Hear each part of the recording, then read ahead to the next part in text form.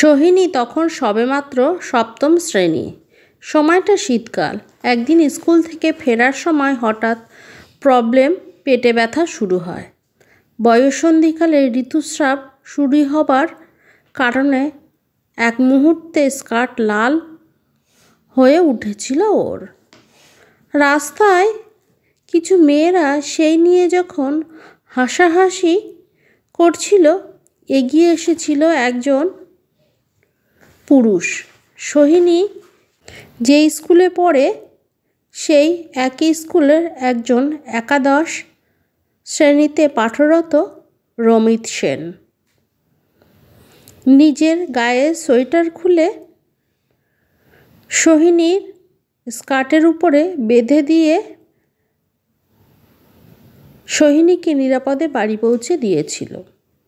সেই থেকে সমস্ত বিপদ আপদে ওর পাশে থাকে রমিত। সেই দিনের সেই ঘটনার পেরিয়ে গেছে 12 বছর। দুজনের সম্পর্কের বন্ধন নিবিড় হয়েছে আরও। সামনের ফাল্গুন মাসে গুরুজনদের আশীর্বাদ নিয়ে 7 পাকে বাঁধা পড়তে চলেছে ওরা। রমিতের ভালোবাসার ছোঁয়ায় সোহিনী বুঝেছে সব দাগ লজ্জার হয় না, কিছু দাগ নারীদের গর্ব। রমিত শুধু সোহিনীর হবু স্বামী নয়, ওর সব থেকে কাছের বন্ধু, যার কাছে নির্দ্বিধায় সব কথা বলা যায়।